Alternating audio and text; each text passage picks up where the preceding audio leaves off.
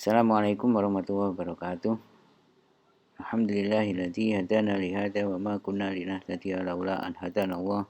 Asyhadu an la ilaha illallah wa asyhadu anna Muhammadan abduhu wa rasuluh. Allahumma shalli ala Muhammad wa ala alihi wa ashabihi wa man tabi'ahum bi ihsan ila yaumiddin. Amma ba'du.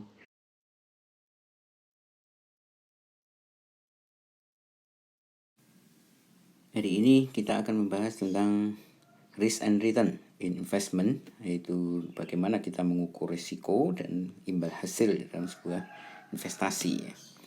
Konsep dasar dari investasi di sini kita adalah membandingkan antara risiko, risk, dengan return atau hasil. Ada dua aspek yang perlu dipertimbangkan oleh seorang manajer perusahaan, manajemen perusahaan dalam mengambil keputusan keuangan, yaitu menyangkut dua hal. Yang pertama tentang return atau keuntungan yang akan dia peroleh, dan yang kedua tentang bagaimana dalam pengambilan keputusan itu dia juga harus mempertimbangkan tentang risiko atau kerugian atau kemungkinan tidak tercapainya apa yang dia inginkan dalam investasi itu. Jadi kita membandingkan atau mengukur bagaimana return dan risknya. Apa itu return? Return adalah tingkat pengembalian atau biasa kita menyebutnya semacam keuntungan. Return adalah keuntungan atau tingkat pengembalian, yaitu imbalan yang diharapkan diperoleh di masa mendatang. Keuntungan di sini tentunya adalah di masa mendatang. Jadi return adalah tingkat keuntungan yang diharapkan. Di sini dilihat tingkat, karena return itu bertingkat. Ada ratingnya. Dalam setiap investasi punya rating, punya tingkatan. Kemudian risiko. Apa itu risiko? Di dalam investasi ini, di dalam masalah keuangan, yang dimaksud dengan risiko adalah kemungkinan terjadinya hasil yang tidak diinginkan.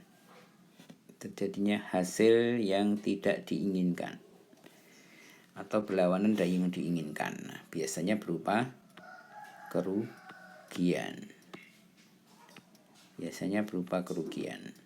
Rugi. Semua tidak menginginkan rugi, ya kan? Atau bisa juga berupa penyimpangan dari rata-rata, ya kan? Penyimpangan dari rata-rata dari tingkat pengembalian. Misalnya kita menginginkan returnnya 10% per tahun, ternyata hanya kita dapatkan 6% atau 7%. Nah, ini berarti menyimpang, ya kan? Ini menyimpang dari target atau rata-rata yang biasanya diperoleh, yaitu 10%. Ini tentunya ada ukurannya, standar deviasi, berarti ini berdasarkan konsep statistik, ya kan? Ini berdasarkan statistik.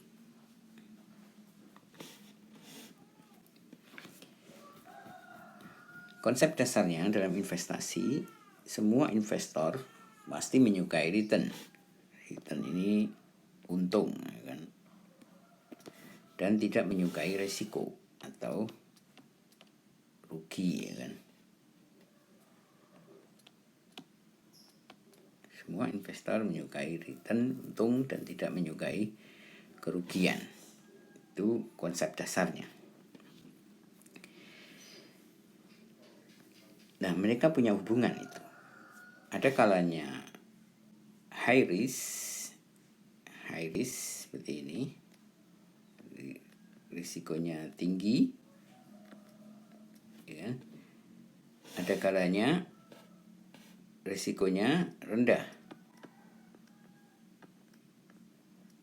bisa risiko tinggi, bisa risiko rendah. Demikian juga returnnya tinggi atau returnnya rendah. Biasanya return yang tinggi membeli atau di sana ada risiko yang tinggi. Return yang rendah ada risiko yang rendah. Kalau ada investasi yang returnnya tinggi dan risikonya rendah seperti ini, tentu itu paling menguntungkan, ya kan? Paling dicari. Hubungan risiko dengan return yang diharapkan adalah bersifat searah dan linear. Tadi ya kan, high risk, high return. Ya kan? Artinya semakin besar risiko suatu aset, maka semakin besar pula return yang diharapkan atas aset tersebut. Jadi kalau risikonya besar, semakin besar risiko, maka harusnya semakin besar pula return atau high risk, high return. Itu yang diharapkan, ya. Seluruh aset keuangan diharapkan akan menghasilkan arus kas. Jadi ini arus kas. Kalau kita membeli suatu aset, tentunya kita mengharapkan dapat duit, dapat uang masuk. Jadi ada arus kas yang masuk. Tingkat risiko suatu aset akan dinilai berdasarkan tingkat risiko arus kasnya ini. Bagaimana dengan tingkat risiko arus kasnya ini?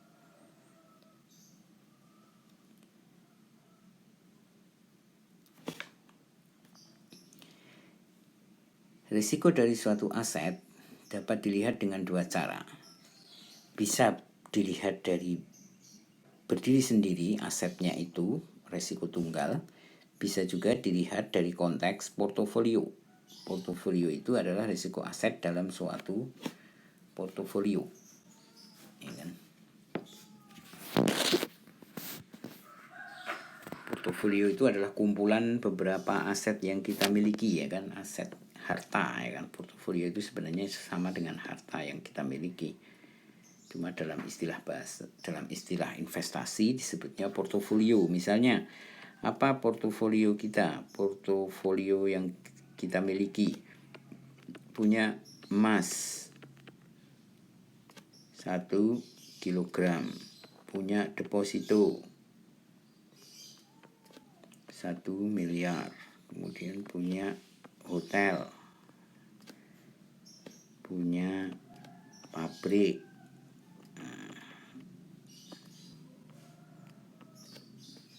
Di sini kita memiliki portofolio namanya. Masing-masing dari ini memberikan arus kas masuk, arus kas masuk, arus kas masuk, arus kas masuk. Karena semua investasi itu adalah diharapkan ada arus kas. Risiko aset itu dinilai berdasarkan dua konsep tadi atau dua konteks tadi. Yang pertama yaitu risiko stand alone. Berarti risiko yang harus ditanggung jika berinvestasi pada satu aset saja. Jadi pada satu aset. Arus kas aset dihitung secara terpisah. Sedangkan pada portofolio adalah risiko yang harus ditanggung dalam berinvestasi pada sejumlah aset. Jadi di sini gabungan dari beberapa aset. Arus kas dari sejumlah aset digabungkan. Seperti tadi ya, gambaran tadi. Ada emas, ada hotel, ada deposito, ada itu semua menghasilkan, masing-masing dari mereka memberikan return dan ada risikonya juga masing-masing itu. Nah, itu berarti dalam portofolio konteks. Risiko portofolio dapat dibedakan dalam dua konteks ya. Yang pertama yaitu risiko sistematis dan yang kedua yang risiko tidak sistematis. Jadi, risiko sistematis itu adalah risiko yang terkait dengan market secara umum. Sedangkan kalau risiko tidak sistematis ini bersifat spesifik, yaitu pada kondisi perusahaan yang mana kita berinvestasi di sana atau kondisi suatu jenis sektor industri saja. Yang terkait dengan perubahan yang pada pasar itu akan mempengaruhi seluruh saham yang ada di pasar. Nah, misalnya seperti sekarang terjadi pandemi corona misalnya, ya kan? Terjadi pandemi corona saat ini, maka hampir seluruh saham pasti terimbas, ya kan? Di sini seluruh saham, tapi tidak semua, ya kan? Walaupun secara keseluruhan mempengaruhi pasar, tapi ada juga tetap saham-saham yang tetap profit, tapi secara keseluruhan akan menurun. Itu yang disebut dengan risiko market. Sedangkan pada risiko tidak sistematis di sini adalah risiko yang terjadi pada satu saham yang kita miliki atau satu sektor, ya kan, saham atau sektor industri atau satu perusahaan saja. Satu perusahaan mengalami kondisi yang tidak baik sehingga kemudian berisiko, misalnya seperti Bakri Telekom hari ini di-delisting dari bursa, maka investasi kita di Bakri akan berisiko atau nyaris hilang lah, ya, bisa jadi aset kita akan mengalami kerugian. Di sini kita fokus pada diversifiable risk, ya kan. Kalau market itu susah untuk kita kendalikan, ya kan. Tapi kalau diversifiable risk kita masih bisa kendalikan. Diversifiable risk adalah risiko yang disebabkan oleh kondisi perusahaan di mana kita berinvestasi di sana yang tidak baik. Di sini ada beberapa kejadian yang bersifat random. Kejadian yang bersifat random itu berarti untung-untungan, ya kan. Untung-untungan.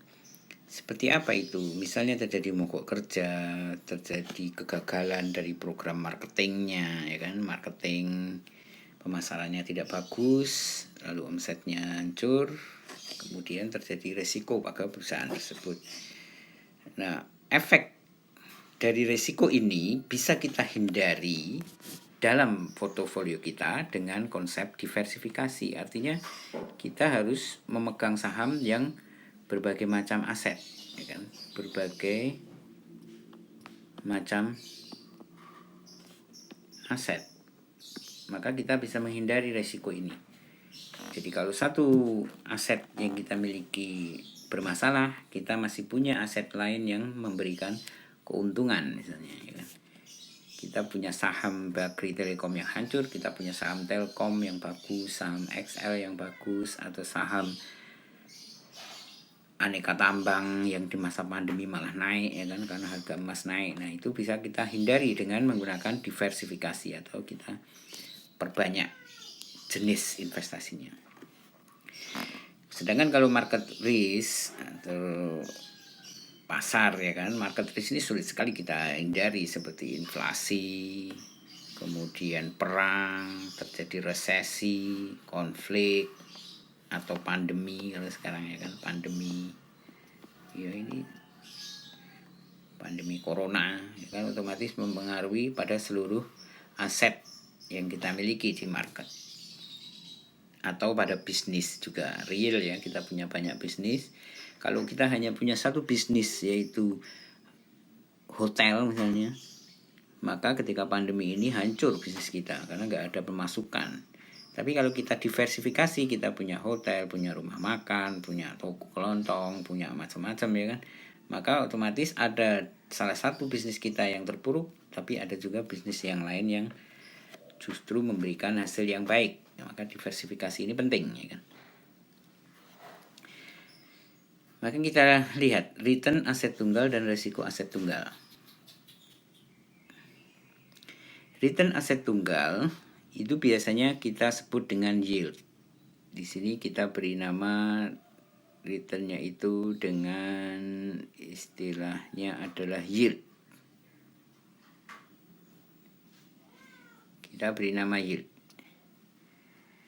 Yield ini adalah komponen return yang mencerminkan aliran kas atau pendapatan yang diperoleh secara periodik dari suatu investasi. Jadi ini adalah hasil secara periodik. Misalnya berapa yield atau keuntungan yang kita peroleh per tahun, misalnya. Ini yield. Kemudian risikonya berupa capital gain atau capital loss. Capital gain itu juga keuntungannya. Ini keuntungan, returnnya berupa capital gain, risikonya berupa capital loss. Apa itu capital gain dan capital loss? Kalau yield tadi kan aset, misalnya kita punya hotel, yieldnya itu adalah hasil sewa yang kita peroleh dari hotel itu selama 1 tahun misalnya. Berapa? Itu yieldnya. Sedangkan capital gain itu adalah nilai hotel, yang nilai aset yang kita miliki itu kalau kita jual akan mengalami kenaikan. Nah, dia mengalami kenaikan nilai asetnya itu. Jadi kalau saham ya harga sahamnya naik. Itu berarti jadi kalau misalnya saham aset kita itu yield itu adalah berupa dividen. Kita dapat dividen. Ini adalah yield, ya kan? Lalu ketika harga naik, harga saham naik, harga naik atau turun, maka ini adalah merupakan capital gain. Jadi setiap investasi itu punya dua itu, yield dan capital gain atau loss. Kita punya rumah sewa, yieldnya adalah hasil sewa selama 1 tahun. Capital gain atau capital loss-nya adalah rumah itu kalau kita jual. Kalau harganya naik berarti kita dapat capital gain. Kalau harganya turun berarti kita dapat capital loss. Jadi ketika asetnya kita jual. Aset tunggal dapat dihitung return-nya itu dengan gabungan, yaitu capital gain ditambah dengan yield-nya.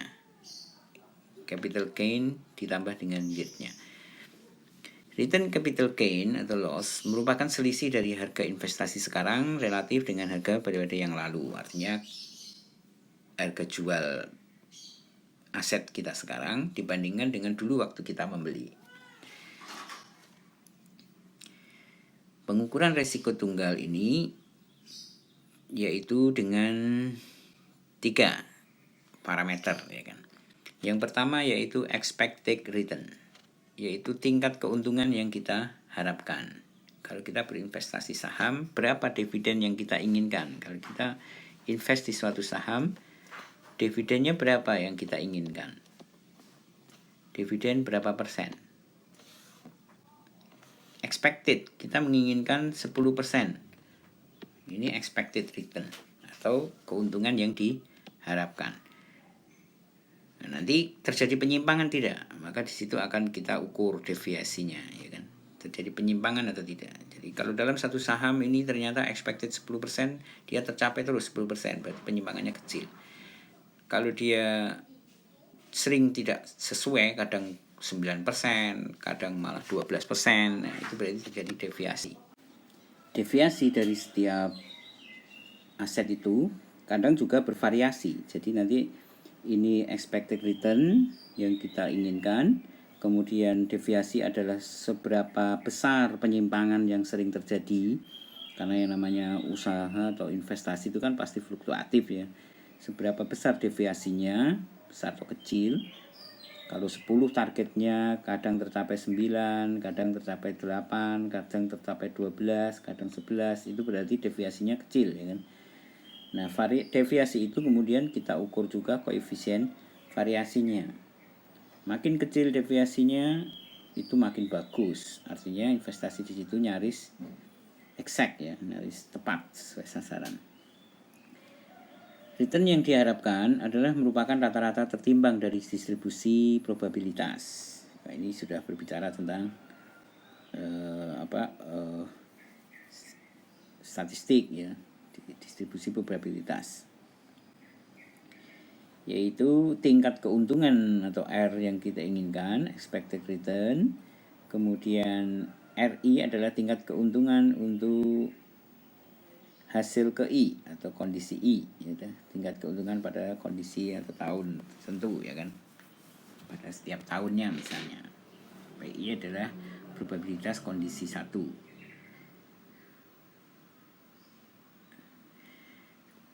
Distribusi probabilitas untuk suatu daftar semua kemungkinan nilai beserta masing-masing probabilitas terjadinya. Artinya semakin rapat distribusi probabilitasnya, semakin besar kemungkinan nilai return yang sebenarnya. Jadi kalau kemungkinan terjadinya itu makin besar, berarti kan apa yang kita harapkan, yang kita expect itu nanti akan besar kemungkinannya tercapai. Jadi nilai return yang sebenarnya akan sama dengan nilai return yang diharapkan kalau probabilitasnya besar, ya kan. Oleh karena itu semakin baik, ya kan, Semakin rapat distribusi probabilitasnya, semakin kecil resiko dari satu aset itu, karena keuntungan yang diharapkan akan semakin besar kemungkinannya tercapai, ya kan? Bukan keuntungannya makin besar ya, tapi makin besar kemungkinan tercapai. Distribusi probabilitas untuk suatu contoh, misalnya kita punya produk Martin Product dan US Water misalnya. Ini pada produk kosmetik Martin Product, kemudian ini pada produk air, ya kan. Ini misalnya produk kosmetik di sini, ya kan. Kita punya produk kosmetik, punya produk air. Nah, di sini permintaan akan produk kita bagi menjadi 3 kelompok: kuat, normal, dan lemah. Kemudian probabilitas terjadinya permintaan di sini kita anggap 30% kuat itu, kemudian normal adalah 40%, kemudian lemah adalah 30%. Artinya di sini normal yang paling besar proporsinya, ya kan. Lalu kita lihat bagaimana tingkat permintaannya ketika permintaan produk itu tinggi. Tingkat pengembaliannya atau returnnya, ini adalah returnnya. Return ketika pasar itu kuat, Martin Product itu bisa 100%, ya kan. Namun sebaliknya, ketika pasar lemah justru rugi 70%. Dalam kondisi pasar normal dia hanya 15%. US Water pada kondisi pasar normal memang sama, hanya 15%. Di pasar kuat dia hanya 20%. Sangat jauh dibandingkan dengan Martin ini, ya kan. Ya keuntungannya bisa 100%. Tapi di pasar lemah dia hanya 10%. Kalau di sini kita rugi, ya kan. Ya rugi. Ketika pandemi, bisnis air minum mungkin masih lancar, ya kan. Tidak banyak pengaruhnya. Tapi keuntungannya memang kecil dia. Tapi tidak banyak pengaruhnya, sehingga deviasinya kecil di sini, ya kan. Distribusi probabilitas ini, deviasi penyimpangan expected return-nya lebih kecil. Maka kemudian kita hitung berapa return-nya. Return ini kita hitung berdasarkan probabilitas dikalikan dengan return-nya. Pada kondisi, kalau kita bagi 1, 2, 3 ini pada kondisi kuat, 1, 2 adalah kondisi normal, 3 adalah kondisi lemah. Nah, ini adalah kondisi kuat. Ini kondisi kuat. Pasarnya kuat. Probabilitasnya tadi 30%, returnnya 100%. Ini pasar normal, lalu ini pasar lemah. Kita dapatkan returnnya, expected returnnya adalah 15%. Ini yang kita dapatkan. Kemudian untuk US Water kita coba evaluasi, yaitu pada pasar kuat yang probabilitasnya adalah 30%, return yang dia peroleh adalah 20%. Pada pasar normal probabilitasnya terjadi adalah 40%, 0,4, ya kan. Kemudian returnnya di pasar normal adalah 15%. Pada pasar lemah probabilitas terjadinya pasar lemah itu adalah 30%, dengan return yang diperoleh untuk US Water itu atau untuk usaha air minum ini misalnya, kita dapatnya returnnya cuma 10%. Ternyata expected return-nya yang kita peroleh adalah sama-sama 15%. Expected return-nya sama-sama 15% dengan yang tadi. Lalu bagaimana dengan deviasinya? Karena sama ya, kalau dari sisi return-nya sama-sama kita dapat 15%. Di sini 15%, Martin Product juga 15%. Walaupun ini sangat fluktuatif di Martin Product, tapi di US Water ini tidak terlalu fluktuatif, tapi hasilnya tetap saja 15%. Berarti sama di sini. Lalu kemana kita mesti investasi ini? Ke US Water atau ke Martin Product? Untuk mengukur kerapatan, maka di sini kita gunakan kerapatan distribusi. Untuk mengukur kerapatan distribusi ini kita gunakan deviasi standar. Rumusan deviasi standar. Deviasi standar itu berarti penyimpangan ya. RI dibandingkan dengan R rata-rata ini. Lalu dikalikan dengan probabilitasnya. Nah, kita hitung masing-masing. Ini probabilitasnya, ini RI, datanya ya kan, saat pasar kuat, saat pasar lemah, saat pasar normal. Lalu kita hitung ini selisihnya, selisih RI dengan R, yaitu expected return-nya adalah 15%. Jadi ini selisih dari R ini 15%, sama dengan 100 min 15 dikuadratkan, ya kan. Kemudian dikalikan dengan probabilitas masing-masing. Kalau ini 15 dikurangi 15, ya kan. Kalau ini kan berarti 15 RI ini dikurangi dengan R ini 15, maka sama dengan 0, ya kan. Di sini 0. Sini sama dengan 0, sini, ya kan. 0 dikalikan probabilitas ya tetap 0, ya kan. Jadi ini adalah perhitungan deviasi standar. Maka kita peroleh deviasi standarnya yaitu adalah sebesar ini 65,84% pada produk Martin, ya kan. Martin produk. Ini produk kosmetik. Kemudian dari situ deviasi standarnya kita dapatkan 65,8%, ya kan. Nah, jika dua investasi memiliki ekspektasi pengembalian yang sama seperti tadi US Water dan Martin, ekspektasi pengembaliannya sama, yaitu berapa? 15%. Sama-sama 15%. Ya kan? Dengan standar deviasi yang berbeda, maka kebanyakan investor akan memilih standar deviasi yang lebih rendah. Standar deviasi yang lebih rendah artinya penyimpangannya kecil. Standar deviasi itu berarti penyimpangan, ya kan. Kalau standar deviasinya 65%, berarti investasi di sana penyimpangannya atau peluang terjadinya penyimpangan dari expected return yang diharapkan itu besar. Kalau standar deviasinya rendah, berarti penyimpangannya kecil. Berarti 15% yang kita harapkan itu kemungkinan besar tercapai. Itu namanya penyimpangan yang kecil. Jika dua investasi memiliki resiko standar deviasi yang sama, bagaimana kalau ternyata standar deviasinya sama? Nah, investor akan memilih investasi dengan ekspektasi pengembalian yang lebih tinggi. Ya, kalau standar deviasinya sama, ekspektasinya berbeda. Jadi kalau deviasinya sama, tapi R-nya berbeda, maka dia akan memilih ini yang tinggi. Kalau R-nya sama, deviasinya beda, maka dia akan memilih yang deviasinya rendah. Memilih deviasi yang rendah. Itu konsep investor, ya kan. Jika dua investasi, salah satu memiliki ekspektasi pengembalian yang tinggi, tetapi yang lainnya memiliki standar deviasi yang rendah. Nah, ini agak membingungkan, ya kan. Jadi dalam konteks ini, kalau dalam investasi kita memiliki return yang sama, kemudian standar deviasi yang beda, maka orang akan memilih yang ini rendah, standar deviasi yang rendah. Kalau deviasinya sama, tapi returnnya beda, orang akan memilih yang returnnya tinggi, ya kan? Sekarang kalau yang R-nya tinggi,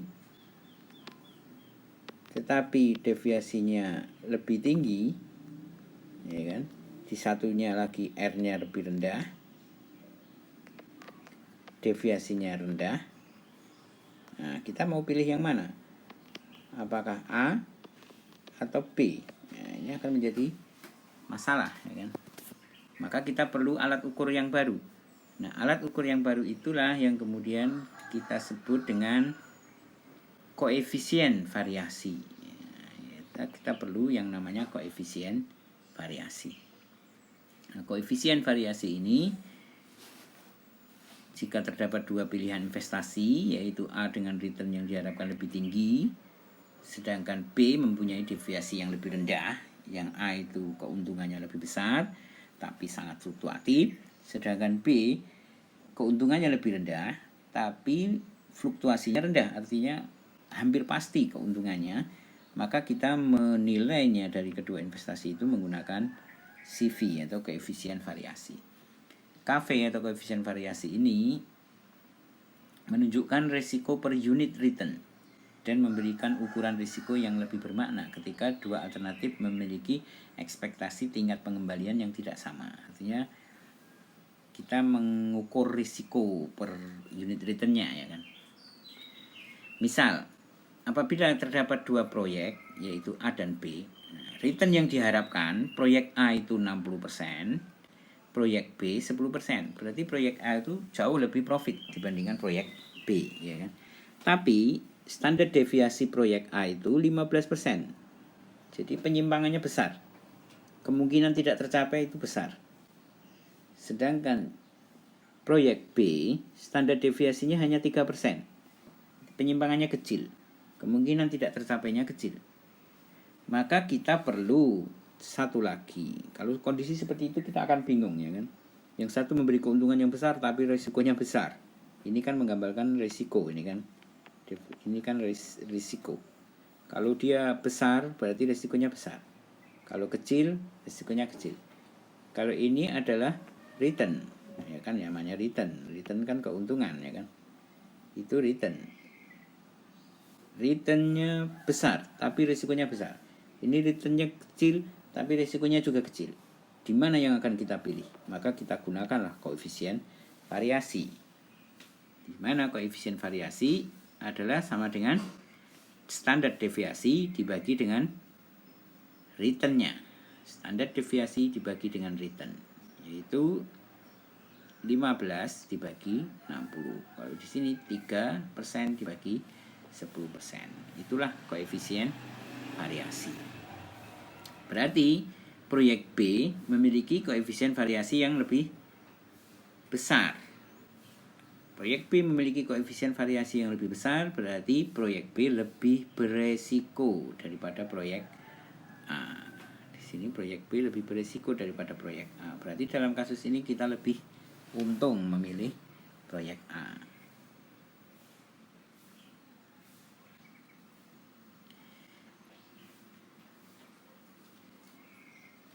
Kemudian untuk investasi pada portofolio dan risiko pada portofolio nanti akan kita bahas pada kuliah selanjutnya, biar kuliah kita tidak terlalu panjang, ya. Kita maintain agar durasinya hanya 30 menit. Jadi nanti akan kita bahas pada kuliah selanjutnya tentang bagaimana penilaian terhadap portofolio dan risiko portofolio. Jadi di sini gabungan dari investasi tadi.